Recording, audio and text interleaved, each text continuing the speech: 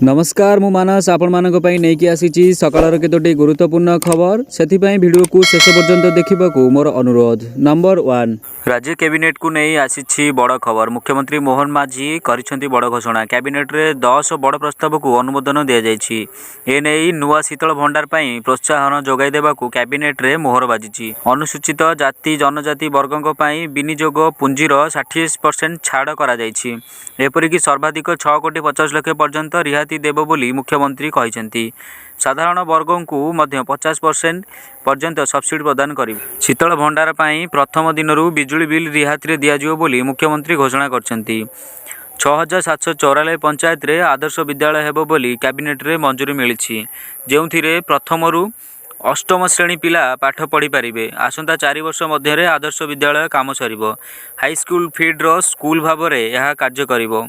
प्रति विद्यालय पिछा मोट 4 ରୁ 5 कोटी टंका खर्च हेबाकू जाउछि बोली मुख्यमंत्री घोषणा करछंती। 5T नारे रूपांतरीकरण करी स्मार्ट स्कूल योजना ठीक नथिला। डीपीआई प्रस्तुत होई नथिला कि एस्टिमेट होई नथिला। पिलांक भविष्य प्रति यह धोखा होइतिला। तेणु आज पंचायत रे एक आदर्श विद्यालय पई निष्पत्ति होइछि बोली मुख्यमंत्री कहिसेंती। सेहिपरि 16 अर्थ कमिशन को पाखरे 12,56,148 कोटी दाबी करिबु। एने कैबिनेट रे प्रस्ताव पारित होइछि। एही अर्थ 2026 रु 2031 मध्य खर्च करा जिवो। परवर्ती खबर राज्य सरकार को बड़ निष्पत्ति बंद हो अंगनवाड़ी अर्थात स्कूल रे मिसिबो अंगनवाड़ी। एने बड़ सूचना देइछंती गणशिक्षा मंत्री नित्यानंद गंड। अंगनवाड़ी क्रमशः स्कूल रे मिसियो बोली कहउछंती गणशिक्षा मंत्री। शिशु बाटिका भावे स्कूल रे चलिबो अंगनवाड़ी केन्द्र। प्राथमिक स्कूल परिसर रे हेबो शिशु बाटिका। आसंता एप्रिल रु शिशु बाटिका रे नामलेखा आरंभ हेबो बोली मंत्री सूचना देइछंती। एबे अंगनवाड़ी को नै राज्य सरकार एक बड़ निष्पत्ति नेइछंती। सबटु बड़ कथा हेउची अंगनवाड़ी केन्द्र एबे स्कूल रे मिसि जिवो। परवर्ती खबर सुभद्रा योजना को नै आसिला बड़ चांचल्यकर खबर। योजना रे महिला माने आवेदन करुथिबा बेले वर्तमान पुरुष माने भी आवेदन करिसंती। एनै उपमुख्यमंत्री प्रभाती परिडा सूचना देइछंती। महिला को सशक्ति करिबा पई राज्य सरकार द्वारा करा जाइथिबा सुभद्रा योजना पई राज्य रे 157 जन पुरुष करिसंती आवेदन। यह मध्य कहिसंती जे आधार कार्ड रो जेतेबेले बैंक लिंक डाटा आसिला सेतेबेले तथ्य सामना को आसिला। बेले बेले पुओ ना और झियो ना एका भली थाए। सेमाने त्रुटि रे आवेदन करि देइथिबे किंतु सेमाने को एथुरु बाद दिया जाइछि। अन्यपटे राज्य बाहर थिले भी सुभद्रा योजना पाई परिबे। आवेदन करंतु। गंजाम देवगढ़ एवं पश्चिम ओडिशा रे बहु महिला राज्य बाहर अछंती। प्रवासी महिला माने किपरि सुभद्रा टंका पाइबे से नेई सरकार चेष्टा करुथिबा कहिसंती उपमुख्यमंत्री। चलित मास शेष सप्ताह रे सुभद्रार प्रथम पर्यायर चतुर्थ किस्ती महिला माननकु मिलिबो। पाखापाखि 20 लाख महिला या द्वारा उपकृत हेबे। परवर्ती खबर प्रधानमंत्री नरेंद्र मोदी आसंता 28 तारिख रे दिनिकिया ओडिशा गस्तरे आसिबे। से 28 रु भुवनेश्वर रे आयोजित हेबाकु थिबा उत्कृष्ट Odisha make in Odisha conclave 2025 रे जोग देबे। भुवनेश्वर रे मोदी 2 घंटा 20 मिनिट रहिबे। प्रधानमंत्री मोदी 28 तारिख पूर्वाह्न 10:35 से वायुसेना रु स्वतंत्र विमान रे भुवनेश्वर विमानबंदर रे पहुंचीबे। Utkarsh Odisha make in Odisha conclave 2025 रे मोदी दिन 11 रु अपराह्न 12:30 जाए उपस्थित रहिबे। यहाँ पर दिन 12:35 रे सभास्थल रु विमानबंदर अभिमुखे बाहरिबे। से दिन 12:55 रे पुणी फेरीजिबे। चलित मासरे भुवनेश्वर रे हेबाकु थिबा Utkarsh Odisha make in Odisha conclave 2025 पई प्रस्तुत चूड़ांत पर्यायर पहुंचीछि। लोकसेवा भवन रे मुख्यमंत्री मोहन चरण माझी अध्यक्षता रे अनुष्ठित एही कैबिनेट बैठक रे मंत्री परिषदर सदस्य विभागीय सचिव माने उपस्थित रहिथिले। आजिरो कैबिनेट बैठक रे 10टी प्रस्ताव उपरे मोहर बाजिछि। एक विद्यालय और गणशिक्षा विभाग प्रथम प्रस्ताव। आज कैबिनेट बैठक पर मुख्यमंत्री मोहन चरण माझी गणमाध्यम को देइथिबा सूचना अनुसार राज्य सबु पंचायत रे एक आदर्श विद्यालय खोलाजिबो। पंडित गोदावरीश मिश्र नाम रे आदर्श विद्यालय नामित कराजिबो। चलित वर्ष अर्थात 2025 रे राज्य रे 114टी पंचायत रे प्रथम पर्यायर आदर्श विद्यालय काम आरंभ कराजिबो एवं परवर्ती 4 वर्ष रे अन्य पंचायत मानकरे विद्यालय काम हेबो। प्रति विद्यालय पिछा 4 ରୁ 5 कोटी खर्च कराजिबा होई एथिपई 12,000 कोटी टंका राज्य सरकार व्यय करिवे। राज्य रे मोट 6,794टी पंचायत रे एपरी फीडर स्कूल चिन्हट कराजिबो।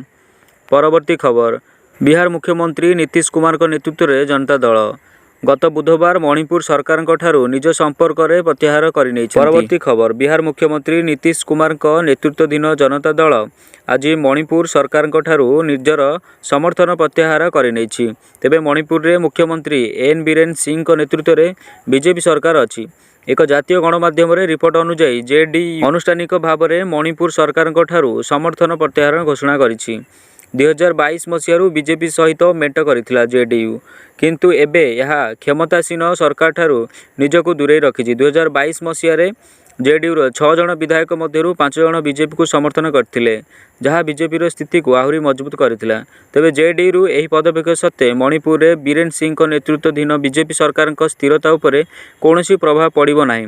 ରାଜ୍ୟ ବିଧାନସଭାରେ ବିଜେପିର ବହୁମତ ମଜବୁତ ଅଛି ଏବଂ କୌଣସି ବାଧା ବିନା କ୍ଷମତାରେ ରହିପାରିବ। ପରବର୍ତ୍ତୀ ଖବର। ଆମେରିକାର ରାଷ୍ଟ୍ରପତି ଭାବେ ଡୋନାଲ୍ଡ ଟ୍ରମ୍ପ ଶପଥ ପାଠ କରିବା ପରେ ଚୀନ ଓ ପାକିସ୍ତାନକୁ ଚିନ୍ତାରେ ପକାଇଛି। ଶପଥ ଗ୍ରହଣ ପୂର୍ବରୁ ଟ୍ରମ୍ପ ଚୀନ ସହ ସମ୍ପର୍କ ସୁଧାର ସଂକେତ ଦେଇଥିଲେ, ହେଲେ ଶପଥ ଗ୍ରହଣ ପରେ ତାଙ୍କର ଏକ ଘୋଷଣା ଚୀନ ଲାଗି ଚିନ୍ତାର କାରଣ ପାଲଟିଛି, ଯାହା ପାକିସ୍ତାନ ଲାଗି ମଧ୍ୟ ଚିନ୍ତାର କାରଣ। ହେଲେ ମଧ୍ୟ ଭାରତ ଆମେରିକା ରାଷ୍ଟ୍ରପତି ଘୋଷଣାରେ ସେତେଟା ଚିନ୍ତିତ ନାହିଁ। ତେବେ ଆସନ୍ତୁ ଜାଣିବା ପୂରା ମାମଲା କ'ଣ। ଡୋନାଲ୍ଡ ଟ୍ରମ୍ପ ଶପଥ ପାଠ କରିବା ପରେ ମେକ୍ସିକୋ ବର୍ଡରରେ ଏମର୍ଜେନ୍ସି ଜାରି କରିବା ସହ ଯେଉଁ ଦ୍ୱିତୀୟ ବଡ଼ ଘୋଷଣାଟି କରିଛନ୍ତି ତାହା ଚୀନ ସମ୍ପର୍କିତ। ଟ୍ରମ୍ପ କହିଛନ୍ତି ଯେ ପାନାମା କେନାଲକୁ ଆମେରିକା ଏବେ ସମ୍ପୂର୍ଣ୍ଣ ନିଜ ନିୟନ୍ତ୍ରଣକୁ ନେବ। ଉଲ୍ଲେଖଯୋଗ୍ୟ ଯେ ଏହି କେନାଲର ଅଧୁରା ନିର୍ମାଣକୁ ଆମେରିକା 1914 ମସିହାରେ ପୂରା କରିଥିଲା। 1978 ମସିହା ପର୍ଯ୍ୟନ୍ତ ଏହା ସମ୍ପୂର୍ଣ୍ଣ ଆମେରିକା ନିୟନ୍ତ୍ରଣ ଥିଲା। 1979ରୁ ଆମେରିକା ଓ ପାନାମା କେନାଲର ମିଳିତ ନିୟନ୍ତ୍ରଣ କରିଥିଲେ। ତେବେ 1999 ମସିହାରେ ଆମେରିକା ଏହାର ନିୟନ୍ତ୍ରଣ ପାନାମାକୁ ଦେଇଥିଲା। ପରବର୍ତ୍ତୀ ଖବର। ଆସନ୍ତା ଫେବୃଆରୀ 9 ତାରିଖରେ ବାରବାଟୀରେ ଭାରତ ଏବଂ ଇଂଲଣ୍ଡ ମଧ୍ୟରେ ଦିନିକିଆ ମ୍ୟାଚ୍ ଖେଳାଯିବ। ଏହାର ପ୍ରଥମ ଟିକେଟ୍ ମହାପ୍ରଭୁ ଶ୍ରୀ ଜଗନ୍ନାଥଙ୍କୁ ପ୍ରଦାନ କରାଯାଇଛି। ଓଡ଼ିଶା କ୍ରିକେଟ୍ ଆସୋସିଏସନ୍ ପକ୍ଷରୁ ଜଗନ୍ନାଥ ମହାପ୍ରଭୁଙ୍କୁ ପ୍ରଥମ ନିମନ୍ତ୍ରଣ ଦିଆଯାଇଛି। ଓସିଏ ସମ୍ପାଦକ ସଞ୍ଜୟ ବେହେରା ପୁରୀ ଯାଇ ମହାପ୍ରଭୁଙ୍କ ମ୍ୟାଚ୍ର ପ୍ରଥମ ଟିକେଟ୍ ପ୍ରଦାନ କରିଛନ୍ତି। ମହାପ୍ରଭୁଙ୍କୁ ମ୍ୟାଚ୍ର ପ୍ରଥମ ଟିକେଟ୍ ପ୍ରଦାନ କରିବା ସହିତ ବାରବାଟୀରେ କିପରି ଭାରତ ଇଂଲଣ୍ଡ ଶାନ୍ତି ଶୃଙ୍ଖଳାରେ ଶେଷ ହେବ ସେ ନେଇ ପ୍ରାର୍ଥନା କରିଛନ୍ତି ଓସିଏ ସମ୍ପାଦକ ସଞ୍ଜୟ ବେହେରା। ଜଗନ୍ନାଥଙ୍କୁ ଟିକେଟ୍ ପ୍ରଦାନ ସମୟରେ ପୁରୀ ଜିଲ୍ଲା କ୍ରୀଡ଼ା ସଂଘ ସମ୍ପାଦକ ଓ ଶ୍ରୀମନ୍ଦିର ସେବାୟତ ଉପସ୍ଥିତ ଥିଲେ। ପରବର୍ତ୍ତୀ ଖବର।